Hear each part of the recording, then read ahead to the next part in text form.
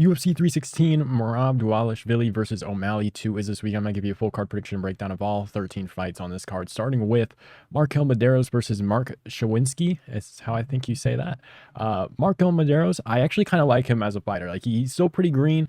I think I have said this before, and I will get into another thing in a second, but he's pretty green. I do like him as a fighter. I like a lot of stand-up fighters that have pretty decent boxing. Again, he does get hit quite a bit, which I don't like to see, but he does do a good job at staying away from punches too. So it is kind of like hit or miss on whether or not he takes a clean shot, but a lot of the shots he does do a good job at slipping and landing counter. So I do like watching him in his fights. But his opponent, Mark Choinski, making his UFC debut, he's a big grappling guy. His last fight against John Ramirez, his opponent, who I think had a lot more power in his hands than a Marquel Mederos, did have good boxing, but was eventually taken down and controlled and out-grappled on the ground and submitted.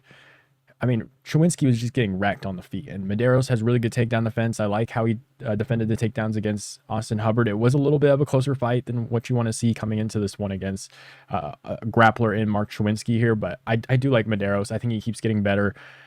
I think he does have a pretty decent ceiling in the UFC, maybe outside top 15, but that's getting a little too optimistic in my opinion. If he makes the improvements, I think probably by 30, he can be right outside there skill-wise, but he's still very green, so it is going to be very interesting to see what he looks like in this one. But I am going to go with Mederos by TKO in the second round. I think he can catch Choinski on the feet, probably defend some of the takedowns, and will probably drain a little bit of the first round as well. So maybe late first, early second round TKO for Mederos heading into this one. Let's move on. We have Quillan, Salkilld versus Yanal Ashmouz, and I forgot to mention it. Here comes another fight card where I can't find any fights on ESPN Plus. I will mention too, they've made it very clear. So I don't know how these negotiations are going with the UFC.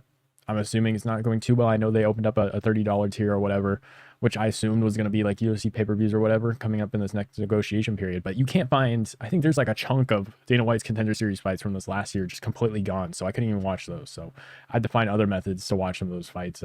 If you know some of the websites that are out there, you can watch replays, and it's probably honestly better for your wallet. But anyways, Salkilld versus Yanal Ashmouz. Ashmouz has really good power in his hands. Salkilld, I think, is going to be a little bit more technical in this fight. Just came off a nice win against Anshul Jubilee, which sparked a lot of memes that were pretty funny, but I think it was like a 16-second KO. Looked really good in that fight. He is hittable in moments, so I am worried that maybe after a big exchange or after he implements some wrestling a little bit against like a guy like Ashmouz, he is going to be hittable and it's going to be openings to where he could get KO'd. But I do like Salkilld just kind of mixing in the wrestling in this fight.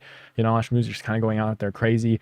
I think Salkilld can kind of chill out a little bit, pick his shots, and then look for takedowns and kind of keep Ashmouz thinking about it, similar to what Chris Duncan did, just mixing in his game, being a little bit more balanced than Ashmouz in this fight and winning this one by decision. So let's move on. We have Joosang versus Jeka Serghei. I am going to go with Joosang in this fight. It is his UFC debut, I believe. He's a very technical striker. He can be hit at times. His guard is a little bit lower when he does strike, but Jeka Serghei, I think he's pretty low level. Weston Wilson's not good at all. Got that nice, or I guess he lost that fight. Weston Wilson, is, again, not good. That was a year ago. He lost.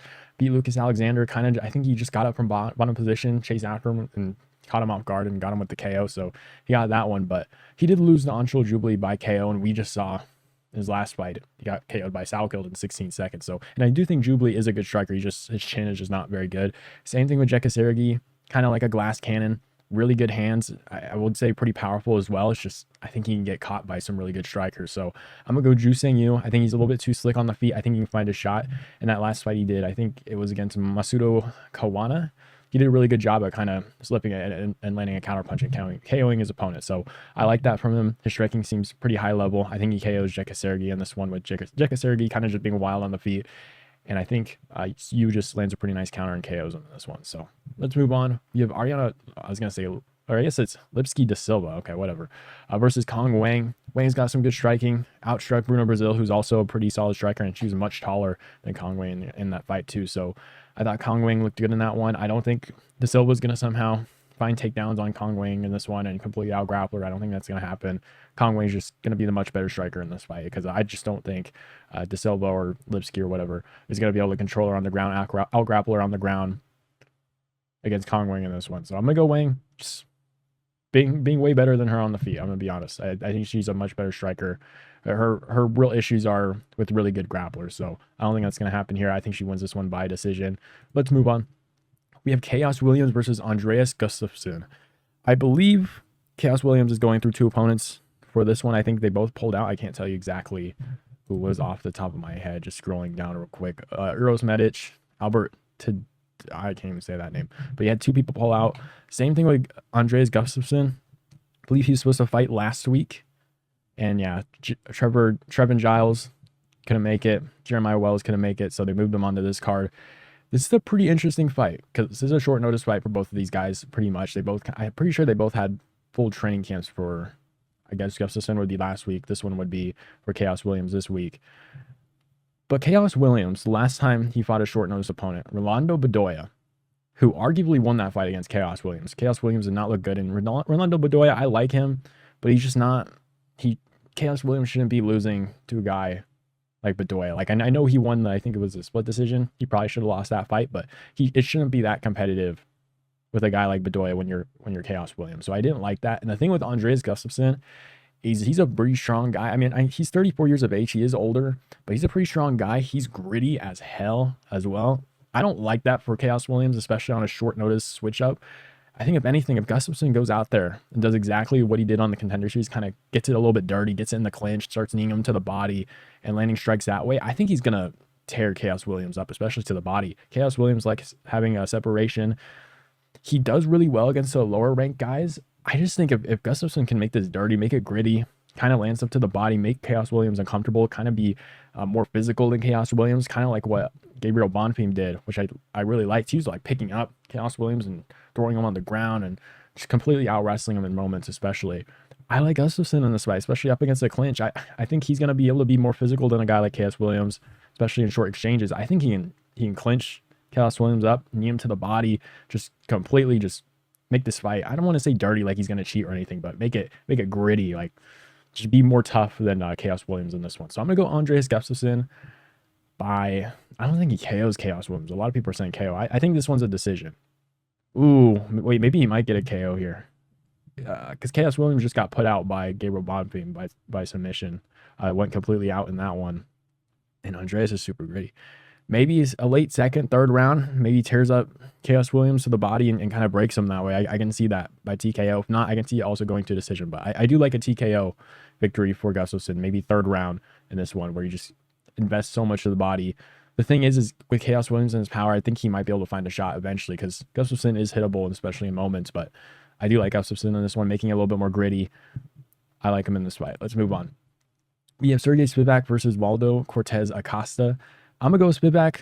His only 2 losses in his last 5 fights was to Gelton Almeida and Cyril Gahn. Like, complete opponent mismatch here. Even after the Cyril Gahn fight, he beat Marcin Tybura by armbar, who I think is very good, especially for a top 15 guy. Marcin Tybura is always like fraud checking guys into the top 15. So I don't think Waldo Cortes Acosta is there yet as a fighter in the heavyweight division. Maybe you can prove that in this fight, but I'm going to go Serghei Spivak, just completely out wrestling and grappling him in this one. I know Cortes Acosta can grapple a little bit.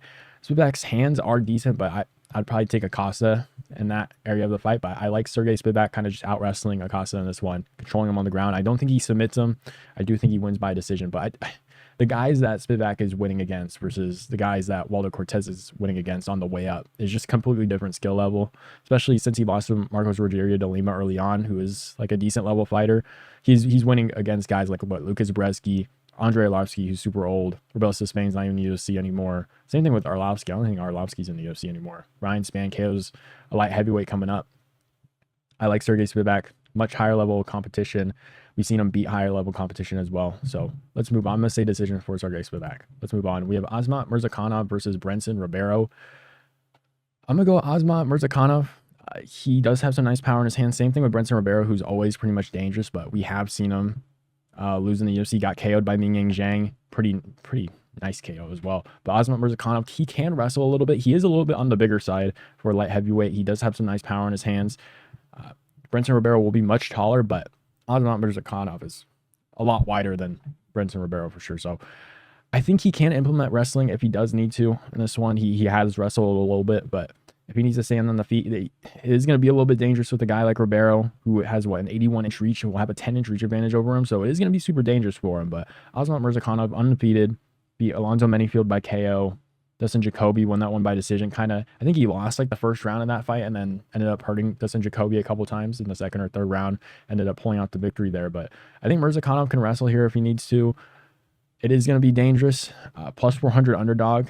I mean, I get it, and Ribeiro can get KO'd, so I really don't mind it. But I like Mirzakhanov maybe wrestling him, and mixing in the takedowns, and then landing strikes on the feet as well, just mixing it up on Vincent Ribeiro here. I guess I'll go Mirzakhanov KO. Ribeiro can definitely be KO'd for sure. I don't want to call him a glass cannon, but he kind of is. He's 17-7. He did surprise me on the contender series. I believe he did beat Lopez, right? Bruno Lopez, who just got KO last week as well. So I guess Bruno Lopez was always just a fraud or something. I don't know. But surprised me on the contender series. Got KO'd immediately after.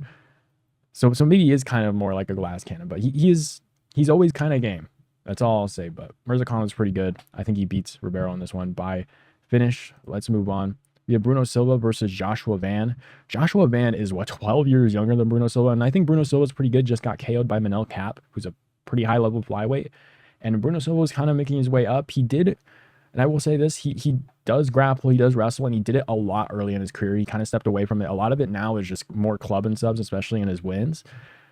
I don't think he hasn't really effectively grappled or wrestled in any of his fights, especially recently. So I don't think he's going to force takedowns on Joshua Van, where Van has had some holes there before and has gotten controlled, and is how he lost. But Joshua Van is just so good on the feet, man. He's really fun to watch. He's definitely getting better as well. Only 23 years of age, almost 24. I mean, 6 more months and he's 24, but he keeps getting better. He's a pretty fun guy to watch. I think he's just going to be miles better than Bruno Silva on the feet. And I honestly think he might get the KO. I can see like a late second, maybe third round TKO here, where he just completely outclasses Bruno Silva on the feet. Because again, we have not seen Silva effectively uses takedowns. Like I looked at the UFC stats. I think it wasn't even until, what fight was it? Maybe the JP Bays fight. Did he wrestle? I don't know exactly what it was, because a lot of these are our club and subs. So club and subs, or club and finishes them up on the ground. I like Joshua Van, kind of riding momentum of his career, keeps getting better, gonna keep making improvements. Bruno Silva, it seems like, even though it is against Manel Kape, and he did beat Cody Durden, who's pretty solid, and Tyson Nam was all right, I guess as an unranked guy, but he hasn't been really the most active guy in his career either. But I just like Joshua Van on the feet here. He has gotten better at defending some takedowns. I don't think Bruno Silva is gonna kind of focus on that part of his game where he's just gonna force it on anybody. I think if anything, if Bruno Silva was looking to grapple, he'd probably hurt him and then shoot in first. But I think Joshua Van is just going to look miles better than him on the feet. And Bruno Silva is a good striker, but Joshua Van, he does start out a little bit slow, so maybe Bruno Silva can take the first round. But I think as the fight goes on, Joshua Van just gets better and better. So I like Joshua Van here by a decision, if not late round TKO. Let's move on. We have Vicente Luque versus Kevin Holland. I am going to go with Kevin Holland. Weirdly enough, I was looking at this fight, especially when I was thinking about who I was going to pick here. Vicente Luque is only 33, and they're very similar in age. It feels like Vicente Luque has been there forever, and he's always been one of the younger guys from Kill Cliff too. When you look at like the Burns and Kamaru Usman, when Usman was champ, and there were conversations about who was going to fight for the title with Usman there, and some of these guys fighting with them in his camp and everything. But Vicente Luque, I mean, ever since the brain bleed that he was out for a while with, I think it was the Jeff Neal fight, he was out for a pretty long time. A year later, beat Rafael dos Santos, looked good in that fight, showed a pretty balanced game plan where he just completely grappled in that one, which was a little bit worrying because, again, he had that brain bleed. I think it was what I think it is what it was, but I could be wrong there. But showed more of a grappling game plan there. Lost his next fight against Joaquin Buckley, got KO'd. Don't really want to see that. And then submitted Themba Gorimbo. I know Kevin Holland's kind of 50-50, and he has moved back down to 170. I don't know why he moved up to 185 again, but it is kind of what it is. Kevin Holland, after that loss to Rainer DeRuiter, he's like, okay, I need to take this a little bit seriously, and got the win over Gunnar Nelson. I think he hurts Kevin. I think he hurts Vicente Luque at times in this fight. I think he wins this one by decision as well. I just don't think Vicente Luque, especially at this point in his career, is going to be looking to do like a super grapple heavy game plan. I know that's kind of the path to win against Kevin Holland, but Kevin Holland's just super awkward, especially at 170, where he does have a nice like amount of weight on him for the division, because he is cutting weight. Like at 185, I guess it's a lot easier for him to cut weight at that division. He doesn't have to worry about like an insane diet or anything like that. But at 170, he's cutting weight for the division. He's going to be like one of the bigger guys because he is longer. He's 6'3", like he's a super tall dude, 81 inches of reach, will have a 5-inch reach advantage in this fight. He's a super long guy. He is a tough guy to get a hold of if you're not like a super big middleweight where he is smaller, and he's a tough guy to get a hold of. Vicente Luque has always had decent wrestling and grappling, but it hasn't necessarily been the best. I think Kevin Holland can defend it at times. I don't see Vicente Luque going out there with a super wrestle heavy game plan in this one. I think he's going to look to go fight, and I go out there and scrap. Sorry, not go out there and fight. Obviously, he's there to fight, but he's going to look to go scrap in this one. I think he just gets hit up too much, especially with the reach advantage with Holland here. I think especially down the middle, Vicente Luque, he doesn't really move his head too much. I think he's going to get tagged up quite a bit in this fight. So I'm going to go with Kevin Holland here by decision. I don't think he KOs Vicente Luque. Maybe he does. I can honestly see it happening. But I can see him hurting Vicente Luque a couple times. Maybe Vicente Luque kind of shoots a little bit after getting hurt, and Kevin Holland kind of stuffs it a little bit up against the fence. But I like Kevin Holland in this one by decision, maybe a late round TKO. But I am leaning more of a decision for this one. So let's move on. We have Mario Bautista versus Patchy Mix. I am going to go with Patchy Mix for this fight. I think he's a pretty good grappler. His striking has definitely gotten a lot better as his career has gone on. And I think in this fight, Mario Bautista, I think is super underrated as well. A lot of people shit on him. I pretty much enjoyed most of his fights leading up to that Jose Aldo one, which was pretty boring. But if Merab can recover from it, I think Mario Bautista probably can. Even though Merab does all the skits and whatever, which is probably why a lot of people like him now. But Patchy Mix, he's really good on the feet. Like, I wouldn't say, I'd probably lean more Mario Bautista on the feet with just how fast and his pace that he moves and how quick he is with his hands. I would probably lean him more that way on the feet. But I think Patchy Mix can catch Mario Bautista coming in, and Bautista is pretty much like a pressure fighter. He's very fast paced. He's gonna try and overwhelm his opponent a little bit, and I think Patchy Mix can combine the shot on the feet and then look for a takedown, drag him down to the ground, and maybe even hop on his back and get a submission. Like, I can completely see that in this fight. So I'm gonna go with Patchy Mix here. I think he gets a sub over Mario Bautista in this one. I think it's gonna be a little bit of a closer first round. However, in the second round, I think Patchy Mix is going to be able to find his shots on the feet. I think he's going to look to maybe play around with Mario Bautista on the feet in this one, kind of just feel him out first. And I think in the second round, he's going to get a little bit more comfortable, find a shot down the middle with Mario Bautista kind of coming in, and then finds a shot, looks for a takedown, and then looks for the submission on the ground. I'm going to say a second round submission for Patchy Mix in this one. I can also see it going to a decision because I think Mario Bautista is pretty well balanced in this game, honestly. And we have seen, I think he's got KO'd earlier in his career, if I may be mistaken, Mario Bautista. Trevin Jones, yeah, he got KO'd and got armbarred against Corey Sandhagen pretty early on, and those were his only 2 losses.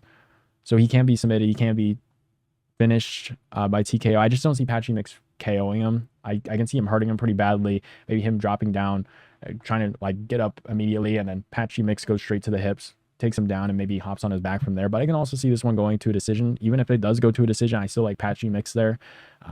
Especially just kind of finding his shots and then relying on maybe the wrestling and grappling at certain moments in this fight. So I like Patchy Mix by a late second round submission in this one. I can also see it going to a decision, but I like Patchy Mix by submission. So let's move on. We have Kelvin Gastelum versus Joe Pyfer. I am going to go with Joe Pyfer. Kelvin Gastelum's getting up there in age. He is 33, so he's still relatively young for a fighter, at least at middleweight, light heavyweight, and heavyweight up towards those divisions. Like we saw Brunson do pretty well at like 40 years of age. So these guys can definitely, I mean, even Jan Blachowicz is still pretty good. Brought it to Carlos Ulberg, and he's like 40 something. So you can be a lot older in these weight divisions and kind of pull it off a little bit. But Joe Pyfer, he ran into Jack Hermanson early on, maybe like a year ago when he was on his rise and he had some of that hype coming up. But he ran into that one, ran into Jack Hermanson in that fight. Kind of got, I don't want to say fraud checked, but he got beat up pretty badly in that one. Kind of gassed out a little bit, got whooped up, and then came back and beat Marc-Andre Barriault by KO. I think this one's going to be a little bit of a tougher fight for Joe Pyfer. However, I do think he wins this one. He has a lot more power on the feet. He can wrestle. He can grapple, which I do like to see, especially against Kelvin Gastelum. Kelvin Gastelum has taken quite a bit of damage in his career, and he did just beat Daniel Rodriguez, who's a decent boxer in his own right. But D-Rod also got, did he get finished by Neil Magny? Is that true? I'm trying to remember that off the top of my head. I remember him getting hurt pretty badly in that fight. I'm just going through a little bit of a rabbit hole here. Yeah, he did get submitted by Neil Magny. Jesus Christ. Yeah, I like Joe Pyfer in this one, just kind of landing the more damaging shots. I think this one does go to a decision. I think a lot of people are choosing Joe Pyfer to KO him. And maybe if he does hit like Ngannou, like the UFC PI says, maybe he can flatline Kelvin Gastelum for the first time in his career in this fight. But I like Joe Pyfer kind of just hurting Kelvin Gastelum at multiple points in this fight. I know Joe Pyfer, his gas tank isn't necessarily the best, but I think he can find his shots on the feet. He can implement the wrestling and grappling, which I wouldn't mind him getting a submission potentially in this fight either. In the later rounds where Kelvin Gastelum might tire out a little bit. I mean, Kelvin Gastelum, he tried 170, and I live in Arizona too, but it must be like the carne asada or something. Like he can't make the weight at all for some reason, even though he probably easily could. I don't know necessarily what it is, but I think Joe Pyfer can find the more powerful shots on the feet, wrestle when he needs to. I think he can easily win this one as for a decision. He can also find maybe a submission at some point in this fight as well. But yeah, I'm choosing Joe Pyfer in this one. Let's move on. We have Juliana Pena versus Kayla Harrison. I'm going with Kayla Harrison. The only time I'm really ever worried about Kayla Harrison is if she's fighting someone who's also physically as big as her, like the dude she fought, Larissa Pacheco, and she was just kind of out-dominated physically because she was just roided out as well. And Juliana Pena is not roided out. It's not like Kayla Harrison's going to put on a masterclass on the feet against her. Maybe she might strike with her a little bit, and maybe Pena will probably find some shots on the feet, but Pena is also a good grappler. It is going to be dangerous there, but Kayla Harrison is just way too strong. There's no doubt in my mind that she's going to be able to find a takedown on Juliana Pena in this fight and control her on the ground and win this one by decision. I don't think she submits Juliana Pena in this one.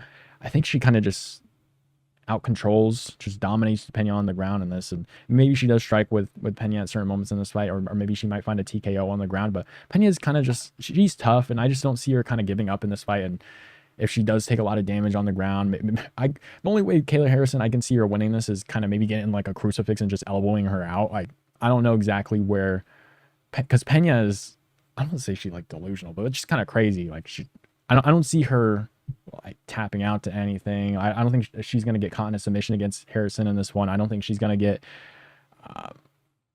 like out damaged in positions. You know what I mean? Like I feel like she's always kind of gaming positions, even if she's getting whooped up. I would worry a little bit for Kayla Harrison against Amanda Nunes for sure. I'll probably take Amanda Nunes because she's just so big and physically could match up pretty well against Kayla Harrison. But in this fight, Kayla Harrison, I think she dominates Juliana Pena. Maybe order a pizza for this fight because I think it's going to be pretty one-sided or something for the main event. But for the main event, very interesting fight. I'm actually looking pretty forward to it because a lot of people are shitting on this one. But I watched their first fight once again, and I did pick Sean O'Malley in that first fight. I genuinely thought he was going to win it, but in this one, if you rewatch the first fight, and you'll know when someone doesn't rewatch that first fight, because you can tell like the moments that Sean O'Malley had in that first fight, and what I normally say with a lot of these rematches is there's styles make matchups, but there's guys that like after in each and every fight they look the same pretty much. And Merab, his game plan does not change at all. Like he's gonna go out there and wrestle. He's gonna use his pace on you. Like I don't see Merab like pulling anything crazy at this point in his career at 34 years of age. I feel like Sean O'Malley in a rematch is going to benefit quite a bit. Like I feel like there's a lot of things he could change. There's a lot of things he could do against a guy like Merab, where the outcome may be different in certain positions. Like in that first fight, I will say Merab did a really good job at certain points with the takedowns, and I think Sean O'Malley did a good job defending takedowns off the single leg when Merab was kind of pressuring forward and tried to grab his leg. I thought Sean O'Malley did a really good job defending there. It was more when Merab kind of went to his hips and he was able to just grab him and chuck him down to the ground. Like there was a big strength difference for Merab and O'Malley in this fight, and O'Malley was kind of getting thrown around when Merab was just able to just get straight to his hips and look for a takedown. Like there was no resistance there. But Sean O'Malley, and I think it was like the 4th or 5th round, I want to say, maybe it was the 5th round, I think he landed like 3 different teeps that hurt Merab very badly. And that was the first time I've ever seen Merab kind of like tire out in that 5th round, like ever. Like Merab has always had a great gas tank, but Sean O'Malley kind of invested early to the body with the teeps. And then later on, I think maybe in the 3rd round, he went to the body with like a 2, like a straight to the body, like did a really good job going to the body. And he kind of got away from it later in the fight. And I feel like a lot of shots down the middle kind of helped Merab off. Merab was kind of like fainting at range, weirdly enough. And every time, I made sure to check this out. Every time Merab was kind of on the offensive, he was getting countered by Sean O'Malley every single time. And most of Sean O'Malley's success was on the countering from when Merab was going forward and when Merab was going first. And there were like shots where I feel like where Sean O'Malley would counter on a normal guy, like it just wasn't landing on Merab in this fight. And I feel like a lot of things could change coming into this one as well. So I think I'm going to take Sean O'Malley in this one. I was really wanting to take Merab because of just the way that first fight went. He was just able to get to his hips so fast, and it was just like a massive physicality difference in that fight. But I feel like the fact that Sean O'Malley, I think it was like a year now, has taken, or it was 8 months, he's taken 8 months off. Seems like he's completely like changed his lifestyle for this fight. I'm assuming he probably built up some muscle, maybe got a little bit heavier. It is kind of a little bit of a concern with Sean O'Malley because the way Sean O'Malley fights, he's super light on his feet and it benefits him quite a bit. He's super fast. He's able to land tons of combinations super quick, and his counters are really good because he's super light on his feet and he can uses good footwork and land pretty fast on these guys when they're not expecting it. But to defend some of these takedowns, you can't let Merab kind of get to those hips and kind of toss you to the ground like he was doing. So I think Sean O'Malley did a really good job up the middle with either knees, some teeps, went to the body with his hands as well. Landed some nice combinations as this fight went on. And in the 5th round, I don't know how you can't rewatch this fight as Sean O'Malley's coaches or anything like that and say, like, there aren't moments where, oh, we can do this in the rematch. And I feel like we would benefit quite a bit. And I feel like this fight could have changed in certain ways. I feel like if Sean O'Malley really invested up to middle to the body of Merab for the majority of this fight, because I would say from like round 2 to 3, there was like a pretty solid portion where Sean O'Malley was kind of headhunting a little bit, looking for counters immediately, and Merab was able to look for takedowns and kind of control him for a couple rounds. So I think O'Malley kind of dedicates this fight to the body. Maybe he's a little bit more selective with his counters. Like, you don't want it to be a super boring fight and you don't want it to be a little bit of a stagnate on the feet, but I feel like a lot of times, not necessarily a lot of times, but there were a couple of times where he would look for counters and he would give up his hips and Merab was able to shoot in immediately and take him down to the ground. Like, Merab isn't necessarily known as a control guy, and he was controlling Sean O'Malley on the ground, which is not something you really want to see. Merab was known as the guy that got 40 plus takedowns against Petr Yan, as Petr Yan defends every single one of them, but Merab kept going forward. But I think Sean O'Malley, if anyone's going to look different in this fight, it's going to be him. If anyone's going to look better in this fight, it's going to be him. The odds of Sean O'Malley looking worse in this fight than he did in the first fight is like, there's no chance unless he didn't train at all. And it's kind of, it's not what I'm basing this prediction off of. There was moments where I see, oh, Sean O'Malley is like a little bit in like a better position in this one. He's landing that counter. He's putting Merab out. Or if Sean O'Malley is or dedicates more of his game to the body in this fight, I feel like he can really invest in the later rounds and maybe find a shot in the 3rd or 4th round with Merab kind of attacking forward and Sean O'Malley finding a counter on him. So I like Sean O'Malley in this fight, finding a TKO in the 2nd or 3rd round. I think he hurts Merab pretty badly to the body in this one. I think he should really invest there. He was tiring Merab out in that 5th round. Merab, I've never seen him where he did get hurt like 3 times straight to the body with some teeps in that 5th round, and I've never seen Merab kind of on the outside like circling around like that, seemingly, I won't say exhausted, but he looked super tired than you would normally see Merab. So I'm picking Sean O'Malley in this fight by TKO. Let me know who you guys have down below in the comments, and I'll see you guys next time.